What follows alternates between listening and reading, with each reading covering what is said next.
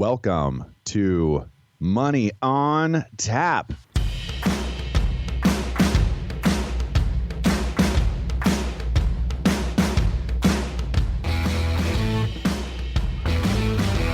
Money on Tap, your personal finance headquarters, where we bring out the professionals' experience and some fun in what we call three-dimensional investing, utilizing insurance, brokerage, and fee-based planning.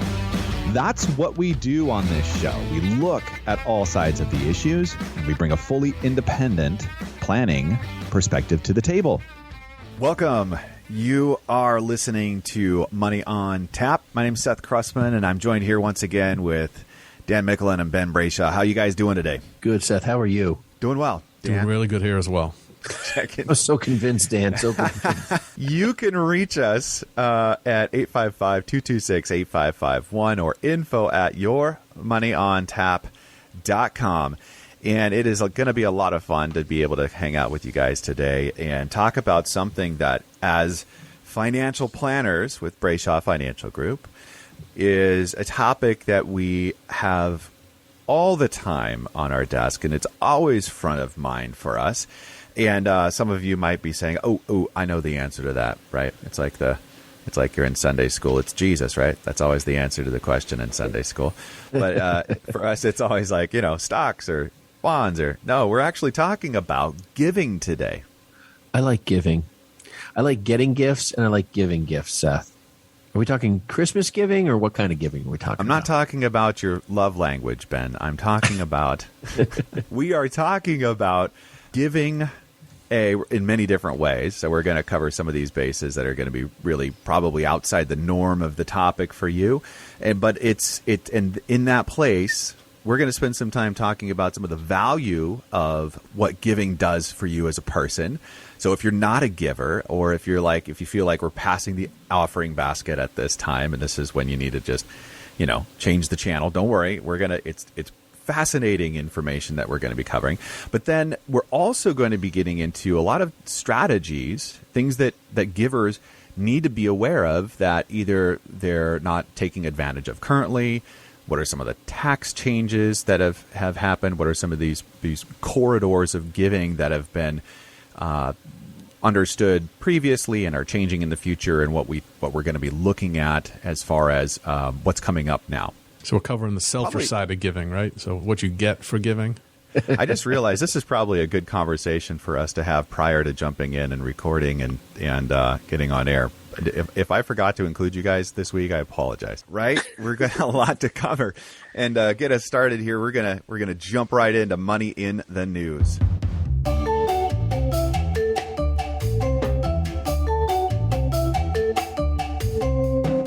Starters, you guys, money in the news this week. It's been a hot topic. It was a hot topic before it was a hot topic, and that's Rivian, the automotive company that has been 12 years in the making, has zero revenue, but is now the third most valuable car maker on the planet. What you say? Yeah, that's exactly what the headline's about. This is a really interesting article. It comes to us by CNN Business, Allison Morrow. They're basically diving into the commercial line of all the EV space.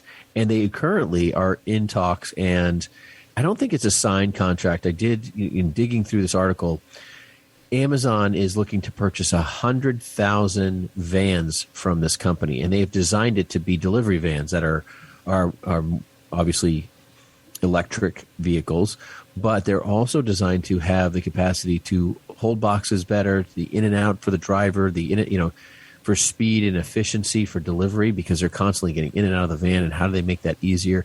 So they've done all this development and understanding the delivery system in designing a better use van for the delivery type world that they're looking at. Now, I don't know this, but I do know that Amazon and a number of these package delivering companies have looked at, airdropping packages and so forth. So I wonder how much potential infrastructure is involved in like drone work off of these vans, like where a van literally drives to a location, loads up the drones that might, anchor to the top of the van or some craziness, but they're really heavily into the drone delivery space. And I could see these kind of like mini drone spots, hubs. Van drives in, boom, they load up each drone, goes to the houses, and off they go. I something I was thinking about reading the article because I know Amazon has been in that. There's nothing about the article, nothing about that in the article. You're both looking at me cross-eyed. Well, So, it sounds to me like you just kind of solved all of our supply chain issues. yes, I did. Well, it is interesting. If it wasn't- that is in there, though. Amazon's got a 20% stake in this company. So you know that they've got a pretty prominent voice when it comes to design and specs they're looking for out of these vans. 20% will get you a seat at the board. Oh, yeah. Yeah, Bezos is all in on this company, which is interesting. And the stock is, it's doubled in the last year and, since it went public, and it's just been crazy. It's, things never had $1 of revenue. And the thing is, it's literally, what is it? The third largest, I read it's the third largest vehicle maker by its value and by market based on cap. its share price. Yeah. That's In the first crazy. week, it doubled Yeah, it after it IPO'd. It went from 78 to 159. It's come back a little bit as we're speaking now, but think of all the automakers you've ever heard of in your life. This company came out of nowhere and shot to number 3 in a week. That's pretty incredible. Yeah, it was Tesla, then Toyota, and Rivian, just ahead of Volkswagen. Maybe that's flip-flopped now, but that's amazing. In a week? Yeah, I mean, to me, for a company who hasn't even sold $1 yet, and you look at GM and Ford and all these major companies who, the hottest vehicles for sale out there are trucks, right? And you got Ford, Chevy, and Ram, and none of those are beating this company for market cap. So that's a very concerning factor. I mean, buyer beware, investor beware. Yeah, it's great that Amazon wants to buy 100,000 vans. They may not even buy the 100,000 vans from here. 20% of this company might, be something they purchased that might cost less than a van for all we know when it started out. Well, that's their niche here. Is they're going to be the EV pickup truck maker. So they're looking at all the industry opportunities there and your contractors and that whole commercial section of the marketplace, and they're positioning themselves to be the number one player there. I was just looking at what is it going to like? What's the wait right now for you guys if you want to go grab a truck? I mean, they've got none of them on the lot, and I think it's around 9 months. Or they say, oh, we're getting a shipment in next week, but then you put all your money down and you sign the contract, and then they say, oh, we don't know when it's going to arrive. Well, I mean, at least you can go to Ford and they're building them. Okay. You go to Rivian, it's like, oh, well, we're still in the design phase. Right. We got a long ways to go before Rivian's going to be the number one truck distributor in the United States of America, when you have so many people people are loyal to Ford, Ram, and Chevy. Like, I own a Chevy. I'm not buying a Ford. Sorry. Well, I own the car I own, and that's the one I'm going to stick with for the moment. That's how loyal I am. Okay, well, but there are people like me who I love Chevy. I know Chevy. I know the people at Chevy. We've been dealing with them for decades. Like that's me. So I mean, there's a lot of people out there like that are probably not. And Chevy and Ford are already building these things. They're already selling these things. So, well, guess what? This has nothing to do with that, but Green Bay Packers to sell $90 million worth of stock in the NFL team. Only sixth time that shares have been offered to the public, folks. So if you are one of those select few out there that would love to be an owner in this franchise, here's your opportunity. Well, it's one of those deals where you really got to read the fine print on this share offering, and just as a general bit of advice and guidance on purchasing stock in the future, don't buy stocks that come out and tell you that this stock has no underlying value and cannot be traded on the open market. Yeah. That's we just want 90 million from our fans. It's a namesake only. It's basically a piece of memorabilia that you can hang on the wall, but the notion that they call it stock is a little. It's interesting. Do you have voting rights with it though? Can you You get absolutely decide nothing. who the coach is? You get absolutely nothing. Oh. I'll buy a This jacket. is fraud. This is fraud at the highest level. The fact that they can even call it stock is horrible. But I guess that's what they want out there. You know, I wonder if it had any influence on the underlying value of jerseys like Favre or Rodgers or any of that. Does that move? Was there any implication there? No, they didn't get into that. I mean, they did touch on Rodgers' fine lately, for his whole COVID fiasco, but that was about it. Good for him. He paid $14,000 to go to a party with his players that he plays games with unmasked because he wasn't wearing a mask. I mean, this stuff's getting out of. I mean, you can't have such double standards. Sorry, I'm moving on. Next up, USA Today. Americans quit their jobs at a record pace in September as openings remain steady. This is by Nathan Bomey. This is a very scary article. 4.4 million people quit their jobs in September, marking another all-time high after notching a record 4.3 million in August. It states the article here. This is pretty scary. There's two things. There's two problems here. One is are people quitting because they're getting subsidies from the government, and are they just going back home? Or are they quitting because they can go to another job, potentially make more money? Two major factors that we need to consider in an investing decision here. So, yeah, the numbers are really amazing. According to this article that we're running through here from USA Today, the economy had 10.4 million job openings at the end of September, which, it seems staggering, but if you just walk up and down the block or take a ride through any retail sector in your community, I mean, the now hiring signs are absolutely everywhere. And I know we've mentioned a couple times on the show trying to get some hires done here. I mean, with all these people quitting, it's, I don't know where they're going. What jobs are they taking? Because everybody's still hiring. Yeah, it is a little scary that way. I think the other piece of it is for businesses to be effective and strong, they need to retain employees. So having large, turnover in employees really does create service problems in any business. I think that's one of the things that's the biggest struggle. Someone's trained, they know how to do everything, all of a sudden they quit a job. It's like, oh, we got to train somebody new again. And that always takes away from a business. So I am concerned about the overall service impact that will happen in almost every domain. It doesn't matter what business you're in. I know I have some opinions here, but as you're talking about those signs, those help wanted signs that are posted everywhere, I wonder how many people are out there just kind of like job hopping just for the experience and the heck of it. It's like, oh, I've never done that before.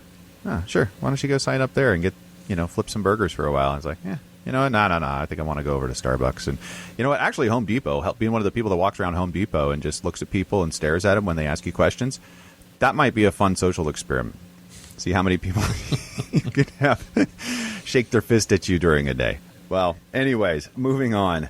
And pardon my sense of humor for that. That was just fun for me. Hershey's unveiled its largest Reese's peanut butter cup and called it a Thanksgiving pie. There was 3,000 and they're sold out in hours. Did you get one of these? I did not, but this thing looks incredible. First of all, it's like a real looking pie. It's 9 inches long. The box says on it, "You can thank us later." If you're still awake. I can hardly finish I can hardly finish one of those. Like I used to love and be able to eat by the bunch, but man, now I just can't even do hardly one of them. There's so much. It's 3 1/4 pounds. Imagine that.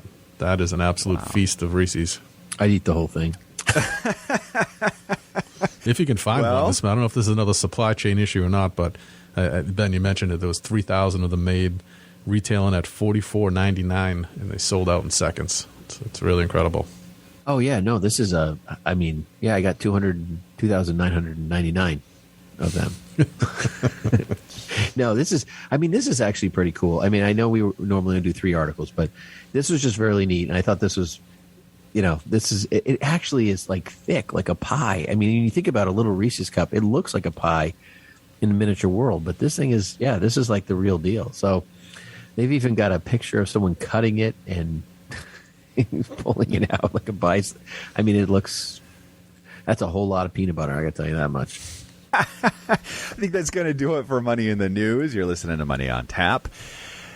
We're going to come back here in just a minute, and we're going to talk to you about giving. And we're going to have some fun with this show, as always. Promise you that you're not going to want to miss out on this, whether or not you are or are not a giver. This is The Giving Show, and you're listening to Money on Tap. We'll be right back.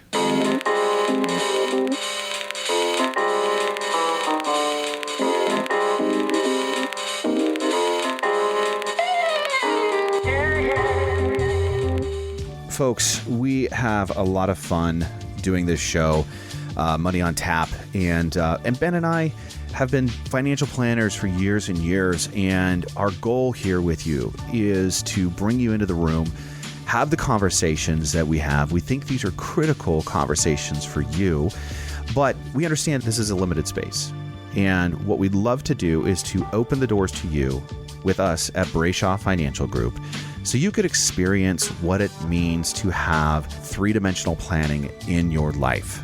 Let's take a look at all sides of your situation, your scenario, and see how we can put together the best plan possible, taking into account your risk. How much can you have in the market? How much do we need to have set aside and doing different things for your life? That's what we do as planners, how we engage with you, and we welcome you to do that with us. You can reach us at 855-226-8551 or info@yourmoneyontap.com. Now, if you have $250,000 that are investable assets today, our planning is free to you. We want you to have the playbook to have a successful experience in retirement. Give us a call, 855-226-8551 or info@yourmoneyontap.com. Ben and I welcome you to Brayshaw Financial for complete wealth management. Now back to Money on Tap with Ben, Seth, and Dan.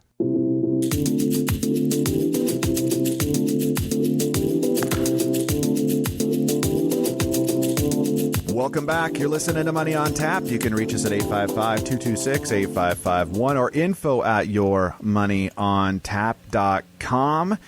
And today, it is a timely show. It is the Giving Show. We love bringing this information to our listeners and our clients at least once a year, if not, with some regularity, because it's something that we're just keenly aware of in strategies and as a part of our practices as financial planners. Our clients come to us and they look for how do we be better givers. And some of that has to do with the efficiency of it or some of the changes that happen in and around, taxes and different strategies. This is a moving landscape. And if it's not one that's familiar to you, or if it is one that you're familiar with and you are already a giver, this is going to be a lot of fun for us to bring this information to the table with you today. But for starters, in the Giving Show, this is an always thing for us. We always like to kind of bring to the table what are some of the benefits here, some of the things that people just are completely unaware of, and reasons why you want to, A, continue to give or even become a giver. And just for starters, giving doesn't necessarily mean, that you, when they pass the offering plate at the weekly service, that you're, putting in a couple of bucks here or there. There's lots of different ways to give that these benefits of giving can apply. Dan, would you like to get us going on some of maybe some of the practices that we have here that qualify for giving, or also people may not be aware of? Yeah, it was interesting to kind of get prepped for this and do a little research into it. I mean, there's the somewhat obvious, I guess, implications of making a gift where there could be a tax advantage or an incentive, as the giver to do so, and we'll get into some of the specifics there. But some of the other stuff that we came across, I found a little bit more interesting in that I didn't expect to see it. But talk about the health benefits and stress reduction that come with doing that, and just kind of this feel good sense that the act of giving produces within an individual. And how that's actually been measured in the past. And there's a couple different studies that we touched on that demonstrate that, and how it lowers your blood pressure and reduces stress. And I really found that kind of interesting. And, for me, the giving that I've done in the past, I think I felt better afterwards, but I wasn't really, trying to get there. It's just It's one of those abstract benefits that come along with the practice, I guess. If you didn't feel better, Dan, it was more of a Scrooge moment. I mean, let's be honest. Yeah, I guess it depends on who I was given to. There's I'm kidding. No, I think it's interesting. I think people who do give, I think they do live in less stress. So that would be my question on all these. I mean, there's, Queensland did a study, and the University of Technology. There's all these different things out there. But honestly, I just wonder if people who are more generous in nature potentially live with less stress. I don't know. And now it might be less stress for them too, right? So, I mean, you get people who are super high stress and then maybe they're a little lower and we wouldn't know the difference. But the study's interesting. And I just think that in the giving space, when you're in the moment of giving, like you drop the selfish and you enter the selfless, and then I think you see the better you out of all of that anyways. So that's just my thinking on all this. And I think giving is a big part of a lot of the people we work with, which is interesting, and it's a big part of what we do. So I think I'm excited to get into that part and talk more about that. But go ahead, Seth. Yeah. The benefits kind of go on and on here, and it does make sense what you're saying as far as just having a, generally speaking, if you have an approach to life where you have gratitude, or if you are practicing generosity in not just finances, but in your life in general. There's a lot of studies out there, and I actually picked up a book the other day called The Happiness Advantage, and there's a ton of information, really a fun, quick read, but it's a Harvard professor student professor that was noticing some of the benefits that people that had happiness in their life were experiencing, and it was a lot of success in their life. And one of those things that he touched on is just the generosity that these people would have. Like, one of the paths for them to be happier people is that generosity. The reduction of stress, people live longer, that elevates the mood, and the lowering the blood pressure. There's just a lot of benefits here that people don't typically think of. And, whether that you make a decision to give in the moment where you're feeling like, that heartstring is being pulled because you're passionate about something and you want to be a part of that, or it's just a part of really what you're incorporating in your values and your mission and how you live. All of them come together to really have these similar benefits. So something there that we like to bring up, because I don't think a whole lot of people out there even talk about this or are aware. I would agree that people don't understand all the benefits of what's out there. People have no idea what they can even do, which I think is really the saddest part. And, if we can use this show to be more of a catalyst to get people to actually engage in conversation about giving, to see if it's even an option for them. So if somebody's not a giver and you're listening to this show and you're saying to yourself, you know what, I'm just, checking out right now, I would encourage you not to, because there's a lot of benefits outside of this. If even in the selfish side of giving, because there's a lot of opportunity where people can manipulate in a healthy way and in a good way the taxable scenarios around things that would even involve not just charitable giving, but giving to families. And we're going to talk about that too, and how to, mitigate taxes for your family and so forth. So before we actually get into that, I did notice a couple of things here, which is some of the ways that we've picked up along the way to be givers that maybe people are not familiar with, in really a transition of how people buy and how people shop and what people do. There are some ways that people can just be doing what they're doing and just maybe add an app or some other way to incorporate in their lifestyle a way to give. And what do I mean by that? What's an example of that? Okay, that was a lot of nothing about nothing there, Seth. So what I'm talking about are things like Amazon, right? Where in your daily shopping that you do at Amazon, or if you are not an Amazon shopper, there's other places that do this as well. But what they wind up doing is they on qualified purchases, which most do, they wind up taking a portion of that and directing it to a charity of your choice. And if you've done any shopping at Amazon, you can, or if you've already done this, something that's pretty cool is you can see, well, there's been so much that has been given to the charity of my choice while I've been continuing to just do life as I normally would do. And there's all sorts of different things out there and apps like this. I saw one for like Samsung for charging the phone was one of them. There's, Good Search and Shopkick and Social Vest and, Charity Miles, which has to do with, you getting out and biking or exercising or just grocery shopping around and walking these miles. It's like it takes those pieces of what you're already doing and builds another route for you to be generous and donating simultaneous to that. Lots of ways, lots of creativity out here. And one of the things we always love to do is to ask you, as Money on Tap listeners, what you've been doing in your journey to accomplish generosity or accomplish giving. And we're always surprised at the feedback that we get and the stories that we get. And you know what? If it's something that we get to share together here at Money on Tap, we're grateful and we want to appreciate you for doing that as well. So please send us any of the ways that you've discovered to be generous. And this is not necessarily a solicitation for your favorite charity or anything like that. We love to hear about great causes, but this is more about some ways that people have been generous and creative around their generosity.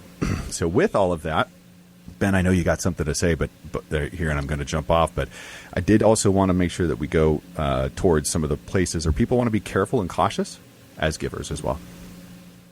Hey, Seth, that actually is a great point. Before I was going to say something else, we did a show years ago, right, on the worst charities, like all the charities that were like basically stealing money from people and stuff like that or something. It was horrible. Yeah. Just this last week, I think it was one of the things I might have sent over to you guys as just an awareness. There's so many ways that people are getting duped and scams out there, and this is one of those areas where a lot of scammers like to play, and they like to call up, and they have an invention of some charity that has to do with benefiting. We've seen all sorts of stuff. It's usually a great cause, sounds wonderful, and it's got kids, it's got firefighters, it's got you name it in there. Anybody that you want to donate to, but it's ultimately a scam. So there's ways to verify who's doing what, and make sure that you're not involved in giving to something that was ultimately not a charitable cause. Well, just the other day, Elon Musk was like, someone said we could solve world hunger, right, with what, $6 billion, Dan, or something like that? Yeah. Was it $6 billion? And he said, show me your business plan and I'll give you the money. Like, if you can prove it to me, in other words, I'll get it. I'll make it happen. I was like, it's exact, because he has the same perspective, right? Is this just a joke to get our money, or are you really going to solve hunger? What's your passion? What's your mission? So, like anything else, you just have to be ultra careful these days. I mean, just because it sounds good, and to Seth's point of, they're going to roll out the babies and puppies and firefighters, but in the end, just be careful. All right, so let's get into some of the meat of the show here today, and I think we're going to talk about some of the basic charitable giving, but we're going to talk about it in a way that will mitigate taxes, okay, and that will be the most tax-friendly side. And now this goes for people of anybody basically over 59 and a half, and we'll talk about that, but for a lot of people that, they get their required minimum distributions when you're 72 now, that changed from 70 and a half to 72. People would take the income in and then donate to the charities. Now, that was all well and good until Trump changed the tax codes, and basically the automatic tax deduction doubled for people. So it used to be like about $6,000 for an individual, and that went to $12,000. And it went from $12,000 for a married couple up to a little over $24,000. So before you could even add in any deductions, you had to go over that auto deduction. So you doubled whatever your auto deduction was. That eliminated a significant portion of the population. So somewhere between 20 and 25% of people used to itemize their taxes. So about, just shy of a quarter of America itemize their taxes. Now 7% of people itemize their taxes because of that, because those deductions are so generous that has basically negated all this giving and write-offs. They're already buried in that number with some extra. So what you can do with that, so a lot of people who get their minimum distributions are just like, I don't need them. Now that sounds weird for some people, right? You get to retirement, you don't need them. But when you're getting to 72 or even before 70 and a half, and you haven't had to touch your retirement funds, at that point in time when the government's forcing you to take it, it's because you still don't need it. Now, the scenario that would be is a lot of people, they either have pension guys or a 401k, or not a 401k, a pension or Social Security, or the wife has a pension. Are they still working as a consultant? So they don't really need the money. And they're deferring, and they get to that required period. And that's when we use things called qualified charitable distributions, QCDs. And what that is that's when you contact your financial advisor and you say, hey, listen, I don't need this money, but I have a couple of charities I'm planning on giving to, and I want to give directly from my IRA account to those charities. Why would you want to do that, Ben? I mean, giving is giving, right? What is it? What's the difference if it's coming from my IRA or it's coming from my bank account? Yeah, exactly. I mean, that's the thing. People don't understand, well, why would I do that? And the answer to that question is really very simple. It's the fact that if you don't take it in as income, if it doesn't go to your pocketbook, then it's not an income piece. See, if you collect that income and you're not going over that automatic deductible space, then you're taking an income, writing a check that you're already getting a deduction for anyways. If you give directly out of your retirement plan, then it never comes in as income. So therefore, it's not taxed, and you're still getting the automatic deduction. So it's the reverse side of the deduction. You're still getting the same types of credits financially. It's just that you're not taking an income versus an additional write-off. So for people who are listening, if you're looking at RMDs and you're giving and writing checks out of your own pocket, you really need to start talking to your advisor and having them come directly out of your IRAs. Now, for somebody who might be 59 and a half, 60, looking to do some sort of specialized giving, and that happens. I can think about people who, my kids, private school, where someone says they're doing a fundraiser for a big deal like a gym or a one-time thing, and they're asking everyone to give a substantial amount. Well, if you're over 59 and a half, you can do a qualified charitable distribution right there and not take the income in too. So you could solve some problems that way. And sometimes people will give appreciated stock, and there's other things you can do to give.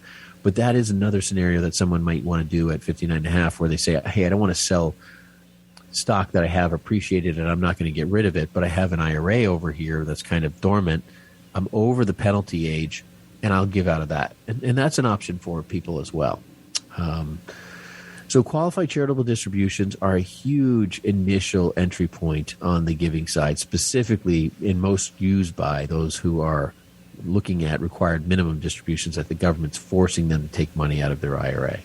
So I want to just jump in here real quick and just kind of clarify a couple of things, because it's not maybe some of the strategies that we're talking about. Maybe the first time you've heard about it, it may not just come naturally and be understood. As wonderful a job, Ben, as you have done explaining the ins and the outs there.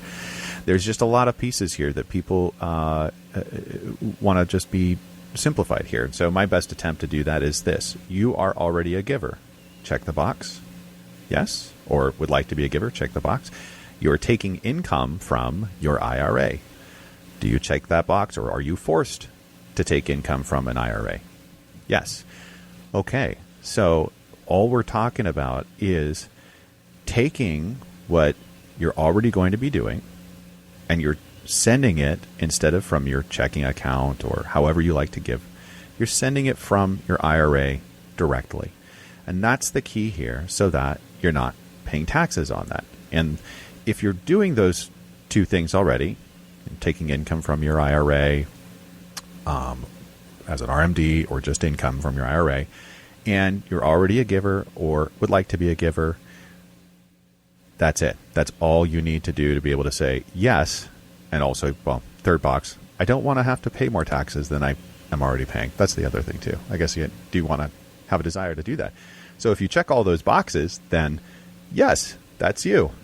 All right. Well, that's going to do it for us on this first segment. Hopefully, you've been able to gather some information there that encourages you to, A, continue to be a giver, and B, if you're not, some reasons why you might want to think about it this year. It's a good season to be putting this in front of you, as a lot of people are, doing annual planning and looking to the next year. So with that, we are going to take a break. And when we come back, we have got more for you. And the Giving Show, you're listening to Money on Tap. You can reach us at 855-226-8551 or info@yourmoneyontap.com. Don't go anywhere. We'll be right back. If you're listening today and, your questions are outside the box of estate planning or financial planning or any number of the pieces that we kind of traditionally talk about, don't forget that Brayshaw Financial offers auto, home, and business insurance. And we have an entire department that handles all of that for you. Give us a call at 855-226-8551 and be happy to take care of those needs for you. Or email us at info@yourmoneyontap.com. Now back to Money on Tap with Ben, Seth, and Dan.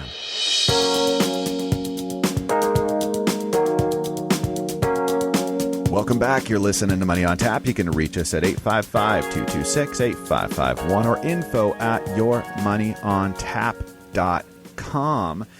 And you are listening to the Giving Show of Money on Tap. And wherever you're at, whatever you're doing right now, there is in your finances or personally in your life, there's something here for you in this show to take a look at and unpack. Now, a lot of what we're talking about is not something that you're able to grab and go with, right? These are some strategies that may apply, may not apply. But either way, we hope that we're introducing some ideas here and some things for you to think about.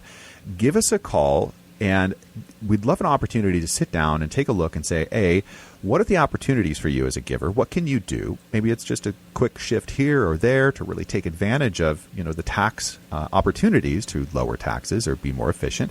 But there's also some things here that we also want to make sure that people are really aware of moving forward, some of the changes in the landscape.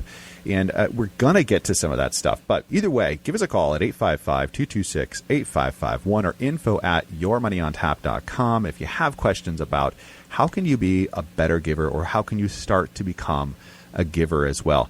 To start us off, Ben, I know you've got a ton under the hood. You do a lot of work in this space, and I just appreciate how this is your heart as well, as Brayshaw Financial's group's heart with our clients to be working in this space. And to get us started here, what do you have to say as far as donor advised funds? Can you give us a little bit of some feedback on that?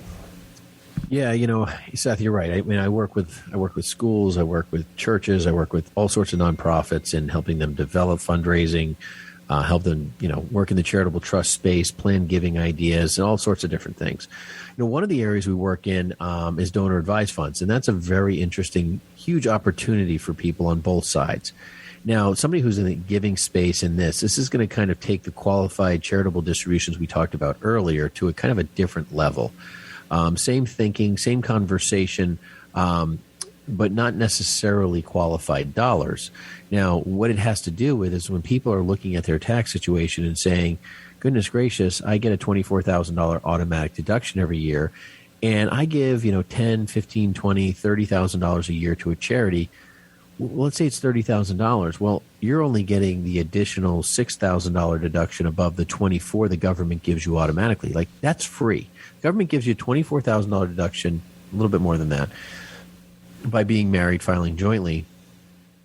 You have to get a number bigger than that for the number to be higher for you. So it's not like, hey, you get 24 and you'll get your $30,000 charitable contribution deduction so now you're talking 54. No, the government says your number and our number, you take the higher of the two. So if it's 30,000, that's all you're going to get, and you just negate that free 24 the government has. But if you have access to funds and liquidity, and deductions are really highly important, what you might do is say, well, I give to this church every year or this charity every year $30,000, and I've got $100,000 sitting in a brokerage account that I just made a ton of money in the stock market over the last 3 or 4 years. And you say, you know what? I can give all that money today in a donor advised fund. I'll give the $90,000 today.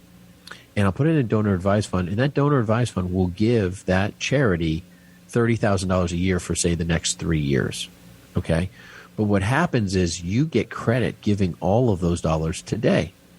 So what happens is you go this year when you do that deduction, and follow me, I know this might be a little bit much for some people, but yet your $100,000, you give that this year. Now you've superseded the $24,000 the government naturally gives you, right? That automatic deduction, you're at 100. So now, oh, you're at 90. I'm sorry. You're at 90. Okay. Sorry, I'm going to confuse people any worse than I need to, right? Now, everything, that full 90 is deductible. Then you negate the 24 this year. Okay, so you get the full 90. But the next 2 years, you don't give anything to the charities directly out of your own pocket. The donor advised fund, the company holding those dollars, will give it over the next couple of years. And you automatically get the $24,000 deduction for the next 2 years without any money coming out of your pocket. And so now when you add everything together, right, you're looking at $138,000 or whatever the deduction is over those 3 years, versus if you had given 30 each of those years, you would only had a $90,000 deduction. You gave the exact same money, but you increased your deduction by almost 50%. Okay? Big difference. Super powerful. And I've been holding back on that here for a while for you, Ben, because I was getting pretty excited. I was like, jumping out of my skin with what can we do? But one of the questions that I get from our listeners is, well, do I have to give all of that to the same charity? How does that work? Well, you know the answer. No. So that's the easy piece, right? So you can choose as many charities as you want, and if you're looking for charities, there's plenty of companies who hold the donor advised funds that do that. Now, that's not something we hold for people. We help people in the planning piece to mitigate the taxes to create additional opportunities financially elsewhere. So some people are like, well, I don't give that much. That's okay. That's okay. The next part of the show is for you, because we're going to talk about your family and giving opportunities there, and how we're going to move into that. And I'm going to, and before I finish, like, we work with a lot of nonprofits. So, understanding giving, planned giving, charitable trust, all of those pieces out there, there's a lot of detail to this space. And we've done shows on that. So you can go back and you can listen to our shows and you can get some information on those pieces. And those are really highly detailed.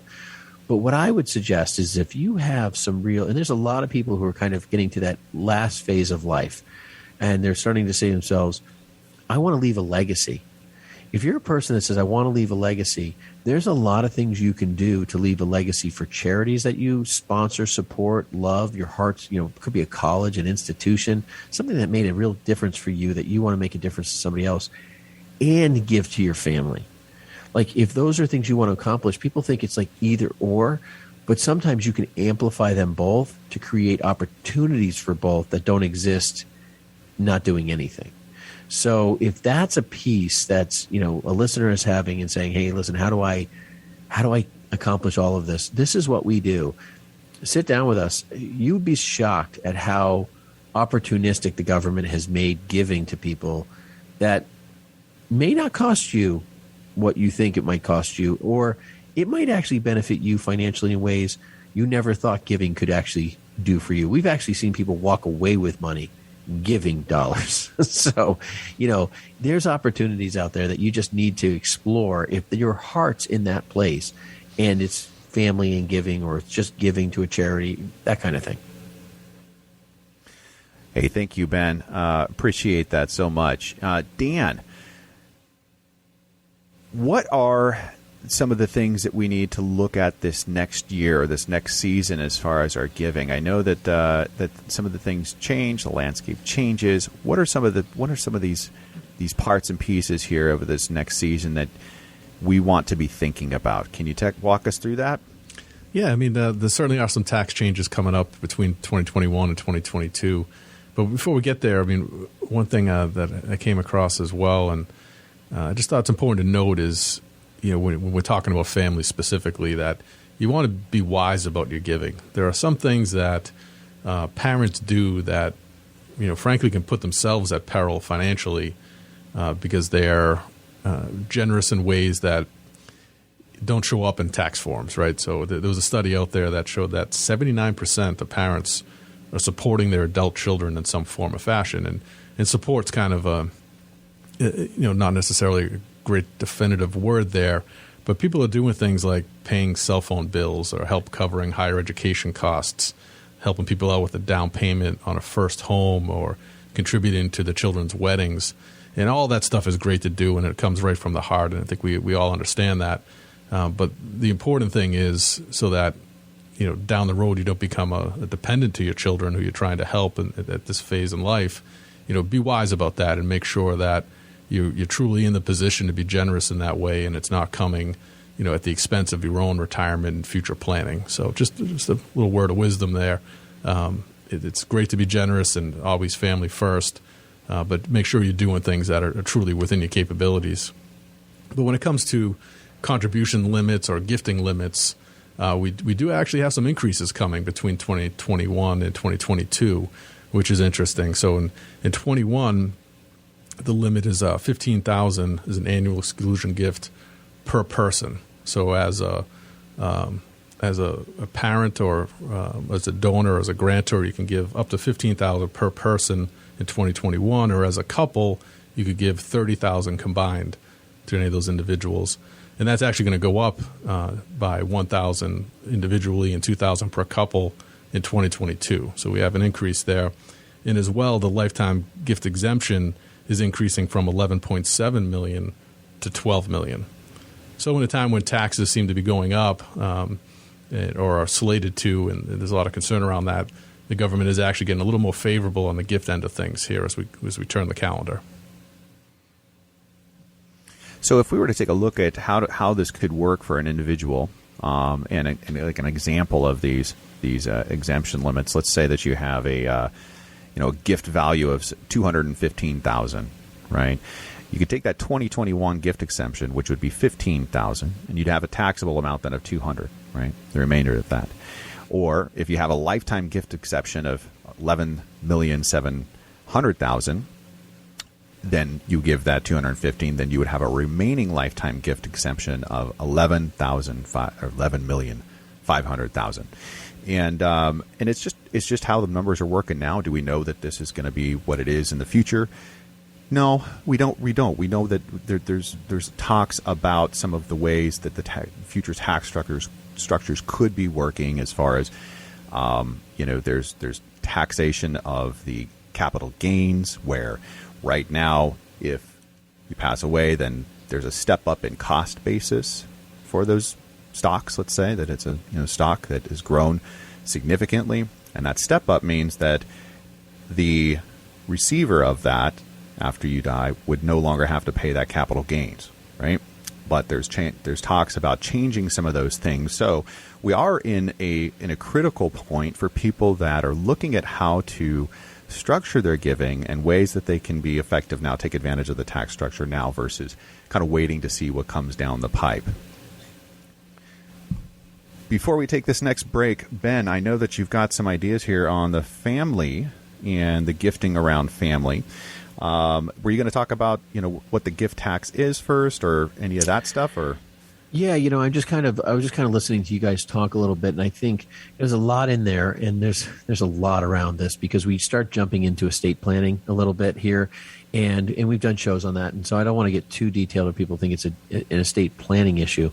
There's a lot of moving parts, but Dan mentioned you can give $15,000 to anybody you want. If you're married and you got 2 kids, you and your wife can both give each of the kids $15,000. So that's $30,000 per child you can give.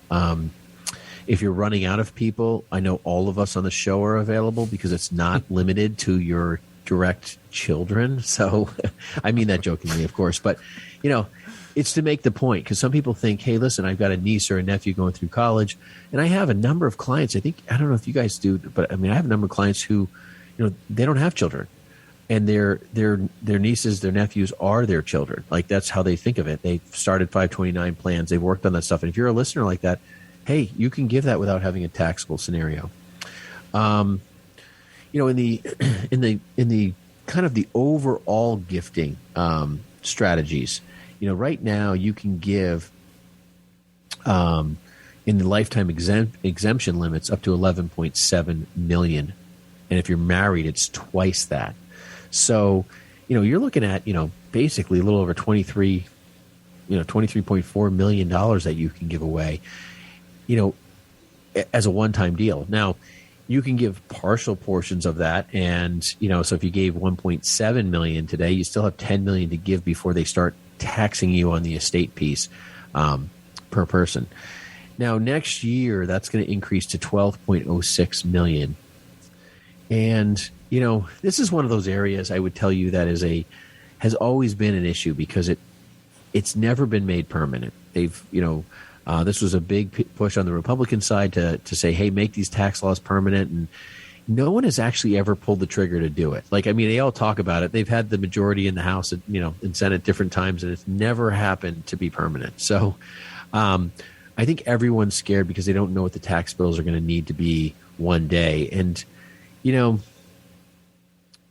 dead people don't vote. So, when you pass away and all of a sudden there's a 50% tax on everything over 11.7 million, your kids get whatever there is, and that is what it is. And there's nothing they can do. They can't go backwards, and they just accept it. But it's pretty horrific, and people say, oh, I'm never going to go over that. Well, it was only like 15 years ago that it was like $1 million. So it's gone up pretty significantly over the time period. And I would wager that we're going to see those numbers again. I think they're going to pull that estate tax lifetime exemption limit, the estate tax exclusion numbers. I think they're going to bring all that stuff back down to mitigate taxes, because the wealth transfer that's going to be happening in this country over the next 20 to 40 years is astronomical with the baby boomers. And I think that's something that no one's really quantified yet. And the only way to get their hands on it and not make everybody super angry is through estate taxes. Honestly, there is so much to be said about this topic. We're not even getting into making the larger gifts and what after the lifetime or the lifetime exemption and the tax exemption amounts are, like what happens taxably after that. But one of the things I just wanted to cover, because we're going to have to wrap this up here quickly, is what are some of the things that you currently are doing or possibly could be doing to get into the tax-free gifts mode. And a couple of those are medical expenses and educational expenses. If we're talking about children, grandchildren, you can make those payments directly to those institutions, and that does not get counted towards the gifting there. Yeah, and I think there's a lot of opportunity in UPMA accounts and Unified Transfer to Minors Act, and those types of accounts are opportunities that I've seen grandparents do, I've seen parents do, I've done them. There's a kind of a quasi control, right? They can't use it for certain reasons until certain ages. So you got to check your state and whatnot. There's a lot of giving opportunities out there. I think the thing is that we could never include the 40 million of them on this show. And, the problem is that when you're trying to figure out how to do something and you start going to Google and start researching it, you're going to come up with like the top items that most people use. But the detail is with the planner, right? So at the end of the day, when you're actually sitting down with somebody like us, we're going to tell you, hey, in everything you're trying to do, have you ever heard of this? What about this? You know what? If you want to accomplish all of that, we could do this and solve these problems. Those are the conversations you really want to have, because that's what happens here. If you're not getting that, I would encourage you to sit down with somebody. Google is not your answer to tax planning. That's probably the worst thing to do. And your CPA, when you go see him in April, doesn't have time to talk to you. So I would encourage you to talk to them at least sometime after they get back from their vacation in April and May and maybe all of June. Talk to them then and then start really doing planning that way as well. That would be my final thoughts. Dan, what do you say? Yeah, I just think, for me, I hope this was as enlightening to everybody out there and really just opens up your mind and your hearts and potentially the wallet to different gifting strategies. Because that back-end benefit that we kind of open the show with, you'll feel better about yourself for having done it. And there's some health benefits as well as the financial end. I just like to say thank you to both of you guys for this show. It's a privilege and a pleasure to bring it to the groups that we're talking to today. And if that's you, if you're a listener, you can reach us at 855-226-8551 or info@yourmoneyontap.com. thank you so much, and we appreciate you taking this information and applying it to what the future looks like and whatever your new plans are. We're here for you. We look forward to talking to you. Have a great week.